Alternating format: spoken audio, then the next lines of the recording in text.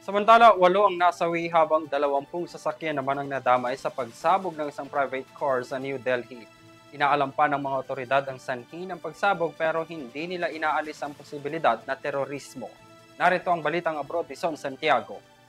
Nasawi ang hindi bababa sa 8 katao matapos sumabog ang isang sasakyan sa kabisera ng India nitong Lunes ng gabi. Ayon sa New Delhi Police, nagganap ang insidente mag-aalas 7 ng gabi oras sa India nang huminto ang isang Hyundai i20 matapos mag-red ang traffic light malapit sa intersection ng Red Fort, isa sa mga sikat na tourist spot sa bansa. Dahil sa lakas ng pagsabog, ilang mga sasakyan sa paligid ang nadamay habang 20 rin ang nasugatan. Batay sa paunang ulat, 3 tao ang sakay ng kotse nang ito ay sumabog. Sa ngayon, iniimbestigahan pa ng mga otoridad ang may-ari ng sasakyan at ang posibleng motibo sa insidente. Ngunit tinitignang anggulo ang terorismo. Samantala, nagpaabot naman ng pakikiramay si Indian Prime Minister Narendra Modi sa mga pamilya ng mga biktima at tiniyak ang agarang aksyon ng pamahalaan.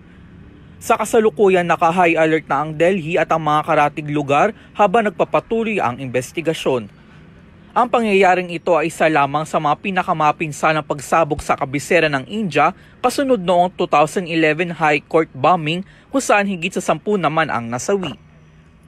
Para sa EuroTV News, ako si Son Santiago, sumasaludo sa bawat Pilipino.